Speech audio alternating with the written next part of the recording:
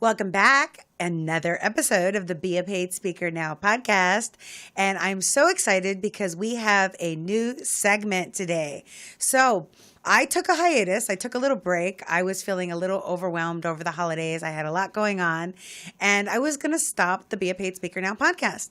And I put a message out on Facebook and I asked people, should I continue with the podcast? And my guest today said, yes, you should. I've listened to the episodes. The podcast is great. And I was like, wow, I did not know that people were actually listening and loving it until I got feedback. And I was like, whoa, would you like to be a guest host on the podcast? Put your money where your mouth is. Come on the show and let's do an interview. And this gentleman said, yes, I am born ready. Hashtag listo, right? So we have an amazing man who is not only skilled in his own career, is now also a speaker. So I'm going to introduce you to Mr. Frank Barragan. And he is an entrepreneur, web developer who owns his own web design company and business. He has a degree in computer science, and he's also the president of the Society for Hispanic Professional Engineers and the vice president of public relations of Toastmasters International. Please help me welcome our guest host for today, Mr. Frank Barragan. Thank you, Deborah. Thank you for the invite. It's really cool being here. When you put that message out there about stopping the podcast, I was like, no, she can't, because I had been listening to it. I've gotten a lot of great advice from you, and so it's something where I gained a lot of insights from that I use in my aspiring motivational speaker career. And so I was like, no, she can't do that. I need more of her. So that's why I was like, okay, we need to do this interview. So. And once you set the intention to be a speaker, you get out there. In fact, I want to thank you because I know you had an opportunity to speak today during this podcast, and you chose to be here. So I honor your integrity and I honor your commitment to that. But that just shows me that you're in demand. So not only listening to the podcast, but taking the information, applying it. Kudos to you. Thank you. No, yeah, definitely. I mean, I think, when it comes to something like this, you have to be, you have to commit. You have to, anything, yes. Right? You have to go all in and do whatever it takes to make it happen. So, that's why I'm here. Wonderful. I'm looking forward to your questions. Thank you. All right, Deborah. So, welcome to the Frank podcast. The Frank Speaks podcast. I'm kidding. Okay, so there was 3 questions that I thought would bring me a lot of value as a speaker, and I'm sure a lot of the listeners out there that are in my position where they're just starting out. They want to figure out exactly how to get into this game because it's just like everything else. You have to there's certain things that you have to kind of weave through and figure out the little nuances of this industry. So to start with the first question, okay, how did you figure out how much to charge? So, and that's when we say the Be a Paid Speaker Now podcast, keyword paid. I don't know if you know my new hashtag, but it's hashtag Debbie Dinero. Not like Robert De Niro, like money, like plata. Because I used to, for a long time, be, I think, afraid of making money or feel guilty for asking money because I come from a background as a counselor and a social worker. I got my master's degree in counseling, okay? I switched my bachelor's degree, which was supposed to be in marketing, to rehabilitation services because after my brother passed away when he was 16 years old, he had an epileptic seizure. I was like, oh, I have to make a difference on this planet. And I had a limiting belief that you could either help people and make a difference or make money. I didn't know until I hired a coach, a speaking coach that was also a very successful keynote speaker.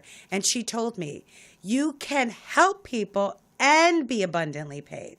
Because I had this affirmation, I'm in the right place at the right time with the right people, using my talents to be of service in the world. But I didn't say to be abundantly paid to be of service in the world. So when people would ask me, will you speak for us? Because at first, when people would ask me, it was very flattering. I don't know if you feel flattered. I was like, oh, that's so sweet. They want me to speak. And my ego, that's not your amigo, you know it, would say, oh, Deborah, they love you. They want you to speak. I'm like, fantastic. I wouldn't even name a fee. I was just grateful that they would be willing to consider me an expert to be in front of their audience. So I didn't ask for a long time. And guess what? When you don't ask, you don't get paid. When you don't ask, you don't get paid. And I, like you, was in Toastmasters, which is a wonderful nonprofit organization. You could look it up online, toastmasters.org. It's like the best cost for your buck, what you get from it. And they basically teach you how to speak and confidence and leadership skills. And I was going to those meetings religiously, like for 3 years straight. And I was going to 2 meetings a week. I was a president of one club, speaking every week at both clubs. Although I said no to my first table topic because I was too scared to do it. Yeah, I was in 2002. My mentor, BT Williams, who's out there somewhere listening, he was like, "You got to do it." And I said no. And then I just kept going back and finally said yes. But my first paid speaking engagement was from somebody from Toastmasters that said, "You've been doing this a long time. You're a great speaker. Would you speak to the Hispanic Chamber of Commerce of San Diego and Mana? We have a small budget. How much do you charge to speak?" Blank look on my face, Frank. Deer in headlights. I'm like, what do I charge? What do I charge?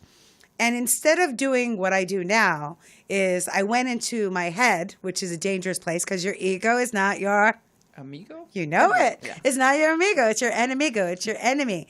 My ego, which went to fear, was like, oh, I don't want them to say no. What if they don't want me anymore? And I lowballed myself. And that's what they paid me, the lowball price, right? Where now I take the time to do research to find out what speakers are being paid in the industry. But also, you have to compare apples to apples. Yes. Because just because there's one motivational speaker and another, do you have a book? That increases your value. Do you have decades of experience? That increases your value. One of the things I teach in my Be a Paid Speaker Now Academy is 7 E's to determine your value. One of it also besides is your expertise. Not only am I an expert at, the mindset for success peak performance, but I also do social media marketing strategy. So get invited to speak to conferences on that. So once you establish, what is your unique value in the industry, what is the standard that people are getting paid, then you could set your fees. But one thing that I learned that was really, really important was to have tiers. I think I don't know if I gave you a copy of my fee sheet. Yeah. But because what a nonprofit will pay and what a college will pay and what a Fortune 500 organization will pay is very, very different. And so I know a lot of speakers, including one of my favorite podcasts that I listen to besides this one. I'll promote it. Why not? There's enough for everyone. It's called The Wealthy Speaker by Jane Atkinson. And I learned from Jane, stay in your lane. So I had to really focus on where I wanted to put my attention. And when I first started, I felt much more comfortable with smaller nonprofit organizations and associations just to be able to stand on a stage in front of 1,000 people and not feel like, oh my God, I'm going to faint with all these people.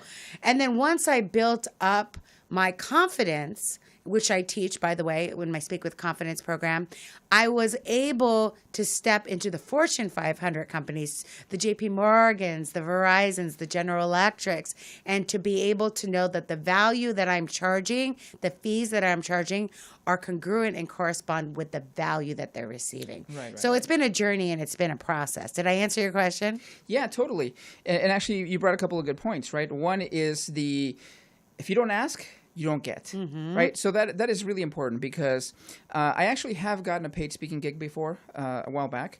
And the only reason why I got it is because I asked. If I hadn't asked, then I wouldn't have gotten. So that's very important. It's very important to ask.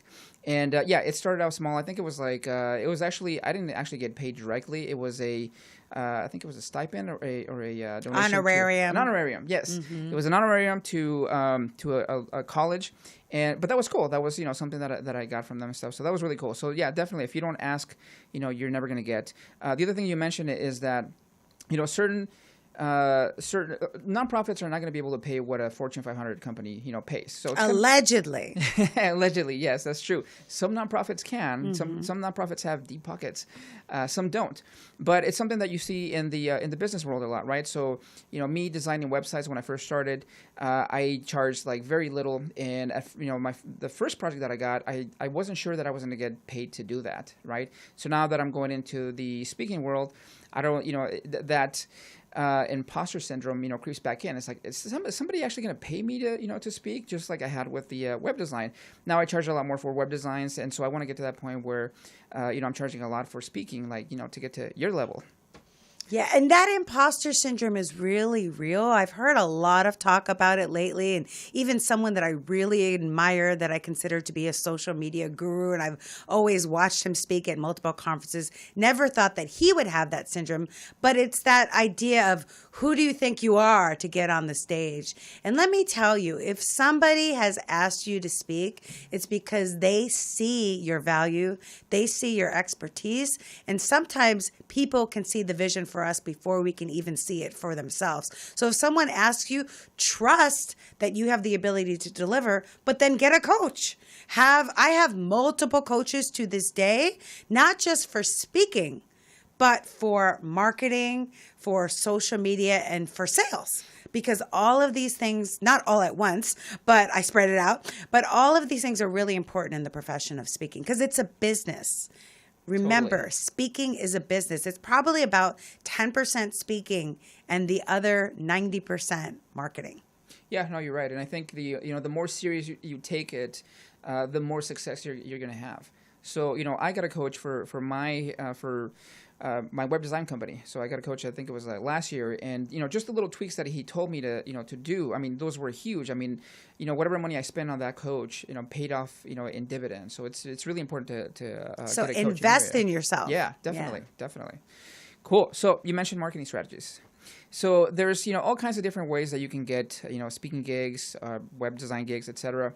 So what marketing strategies have worked best for you specifically?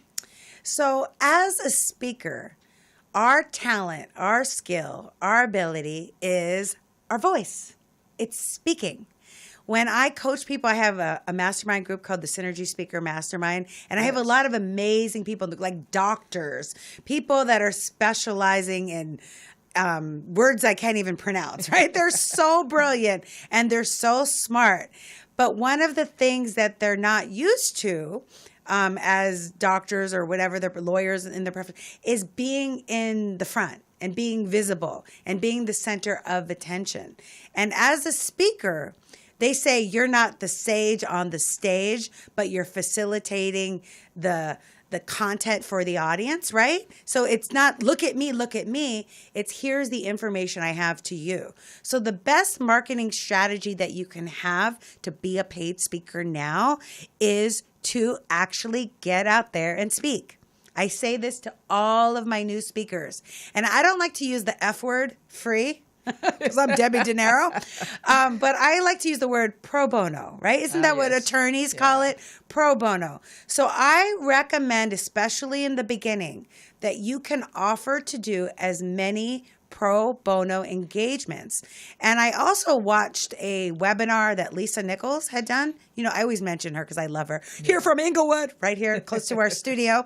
And she is the only professional speaker that is actually traded on the New York Stock Exchange, her company, motivating the masses. And she had a business coach and a business partner that helped her get her operations to that level so that they are multi-million-dollar company, not just speaking, but all the info products that she does. And she said in her webinar, when she first started speaking, even though she might have offered to do it pro bono, she would invoice them her fee and then have the rest of it as a tax-deductible donation. So consult with your CPA to make sure that's approved, right? And so she would have that as a tax-deductible donation, number one, because it showed her worth and her value.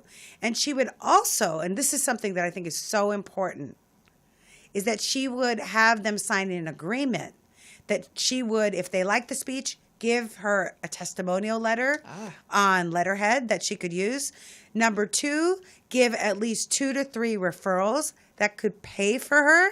And 3, allow her to videotape and take photos so that she could use it for her marketing materials. Nice. See, are you getting ideas, Frank? Yeah. Okay, Absolutely. listeners. So then after doing that for a series of 6 months, she had tons of great video, tons of great photographs, all of these testimonials and referrals, leads that led her to paid speaking engagements. Brilliant, right? Very. Brilliant. Yeah.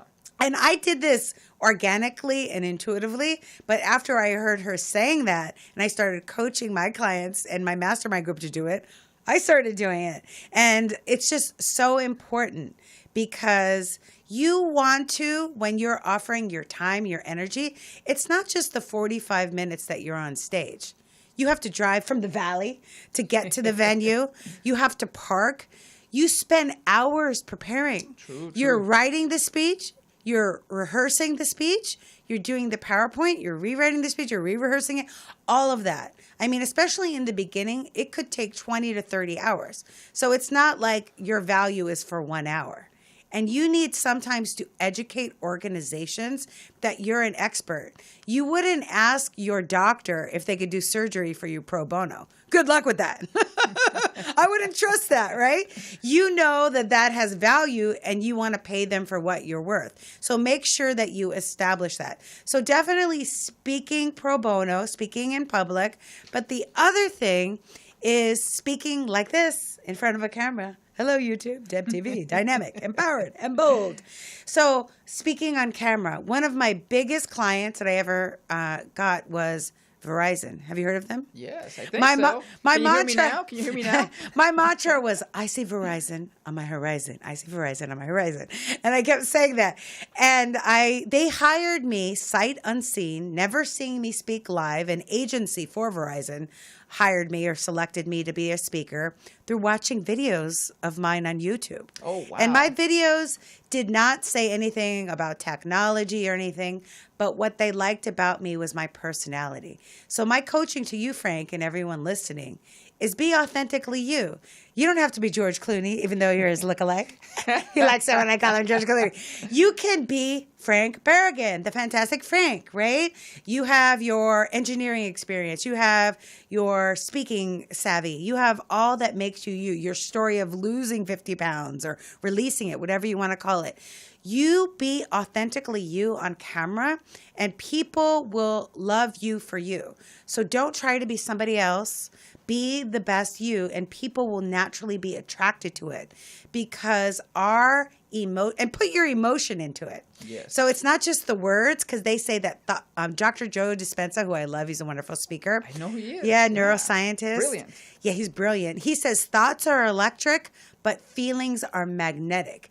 And people have literally said to me that through my Facebook Live or through my Instagram Live, they felt my energy and they wanted my energy on their stage. So be who you are on stage on camera. Don't be the like, hi, I'm the on camera version of myself. No, be you. Yeah.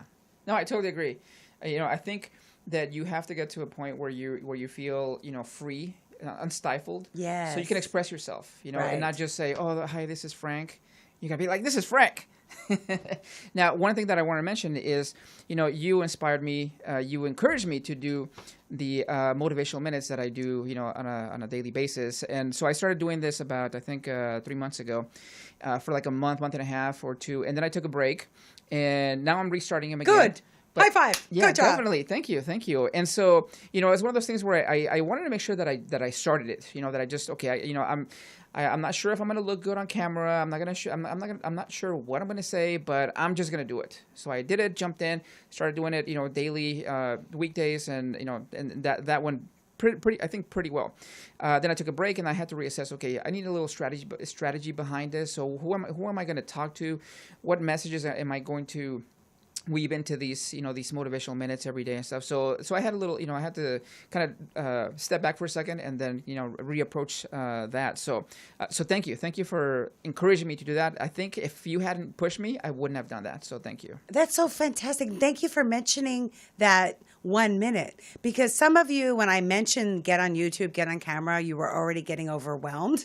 You're thinking, do I have to do a whole entire 45-minute speech? Yeah. No. What I said to Frank and what I'm saying to you right now is you could do a 1 minute. This morning, I did a Wednesday wisdom, and it ended up being 2.5 minutes. And then I just cut it to break it up for Instagram because you could make slides. Yes. I just realized how to do that because I saw a comedian that was doing that. And so you can get your message out there, but people need to hear and feel you. People make buying decisions 3 ways. Visually, how do you look? Auditorily, how do you sound? What are you saying? And kinesthetically, how do people feel in your presence? They're not going to be able to see that if you do a quote on Instagram or if you do a saying on Facebook. You need to put yourself out there. The people that I interview on this show that are speaking nonstop, making the big bucks, they're authentic, they're vulnerable with their soul, they're bold, they don't care about what other people think, and it pays in dividends. Yeah, you hit one good point. You have to be vulnerable. You have to be very vulnerable. So. Right. And that takes courage. You have to just put yourself out there. Yeah, but that's what being a speaker. I mean, when you think about speaking is one of the biggest fears that people have. The biggest fear That people have. It takes being vulnerable. But one of the things that I help people to be even more confident with when I coach them is not to think of it as you on stage, but you being of service, giving information, and it's about them, not you. True. Thank you, Deborah. Okay, so do you have time for one more question? Yeah, one more. Quick cool. one. All right, last one. All right. So, what recommendations do you have for us new emerging speakers? So one of the recommendations that I have, and I have these modules in my Be a Paid Speaker Now program. You could actually Which, by the way, are great. Oh, you watched them? Yes. Oh my God, that's fantastic. But you could get my free webinar, which is deborahderas.com/speak now. And I'll put it in the show notes, deborahderas.com/speak now, because I'm going to give you one tip, but there's another 5 free tips in this free webinar. And one of the things I say to new speakers is clarity is cash. Yes. Okay. Oh, I remembered. I was testing you. Good student. You get A+. I'm giving you points for that. Took me a second, but I got it. You got it. Okay. So clarity is cash because I coach a lot of people and they say, I'm an expert at this and I'm an expert at that. And can I speak on this? It's like you want to pick a lane. It's like a magazine. There's one magazine for health. There's one magazine for fashion. There's one magazine for business. There's one magazine for money. You want to decide what lane that you're in and stay in it. If you try to be everything to everyone, one, it's going to be difficult for you because you're going to have to rewrite speeches every single time. Right. It's okay to change audiences. Like I do peak performance mindset for success.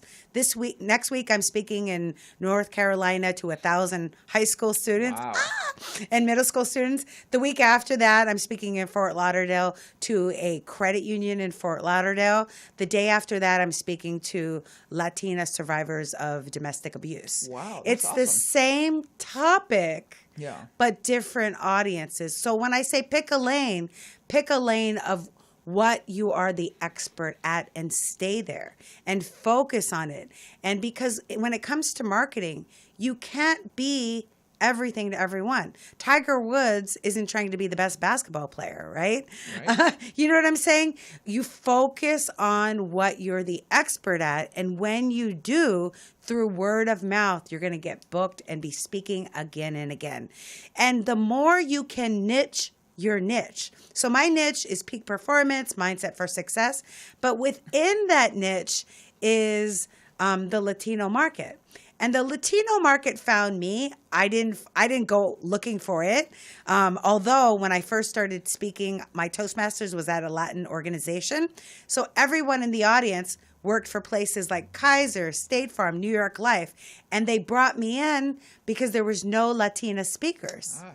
And then I branded myself as #the Latina speaker. So like literally my YouTube channel is Latina speaker. I own the domain name. Yes. You told me to. Yeah, you do. He told me that. I got web advice from him by Latina speaker.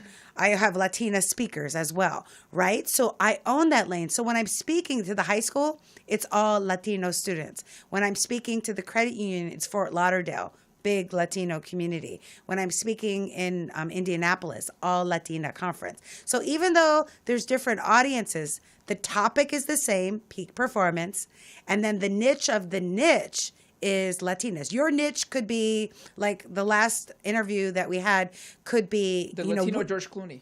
Yeah, right. The last speaker I interviewed was women over 50 that are making changes and transformation. So yes. it doesn't have to be cultural. It could be specific to gender and that kind of thing. So you want to pick your lane. Clarity is cash. Niche your niche, and then focus on it. Don't do it for a month or do it for a couple months. No, it's okay. You did a good job. Don't do it for a month and then stop.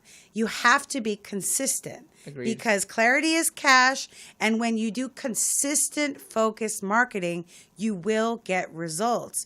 But you have to keep doing it. And you have to also go where your target market is. So if you're going for the younger generation of millennials, you want to be posting on Instagram. Every speaker should be posting on YouTube. Agreed. Because YouTube is the second largest search engine that's owned by Google, which is the first largest search engine. Yes. And if people are Googling you, you know this is SEO, this is your language, search engine optimization. To be discovered when people Google you, you know what's going to come up? Your YouTube videos. Yes. So they will automatically come up to the top. And the more content you produce and the more quality content, the higher you're going to rank on Google. So it's so important to do that. So that's my advice. Cool. Yeah, actually, I put my motivational minutes on YouTube already. Oh, you did? So, yeah, they're on there already. Okay. Because I knew, SEO. So I'm like, I got to put them in there. Excellent. Yeah, but it's funny because, you mentioned this, the things that you say are very relevant to business in general, right? When, as an entrepreneur, when I got my agency coach, that's, those are the things that he told me about. He's like, you have to niche down, pick a lane. So I started working on lawyers. And then once you pick a lane, then you start finding little nuances in that specific industry. And then you get better at that and you get better at that. And so that's definitely very relevant to public speaking. And it's going to make your life easier because you're not going to have to keep recreating the wheel. Right. That specifically, yeah. So we're out of time. Oh my gosh.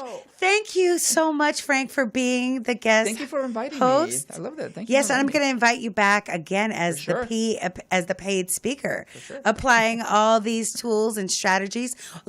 I know you're really motivated and really disciplined. Thank you. So I'm going to dare you. Crap. I dare you. Right now it is March. I dare you that in 6 months to have at least 3 well-paid speaking engagements, and I'm going to invite you back to the show, and we're going to talk about how you book them. Yes? Okay, so 3 well-paid speaking engagements. Define well-paid. You define well-paid. Is it a deal? Okay, it's a deal. 6 months. All right. 6 months. We'll be back. Thank you. So I want to thank you all for tuning in. I hope you took lots of notes. Remember, you can get the free webinar on being a paid speaker at deborahderas.com/speak-now and get 5 of the steps. I know we talked about 1, and I want you to remember that you are the messenger for the message and that with the power of synergy, anything is possible. Thanks, Frank. Thank you, Deborah.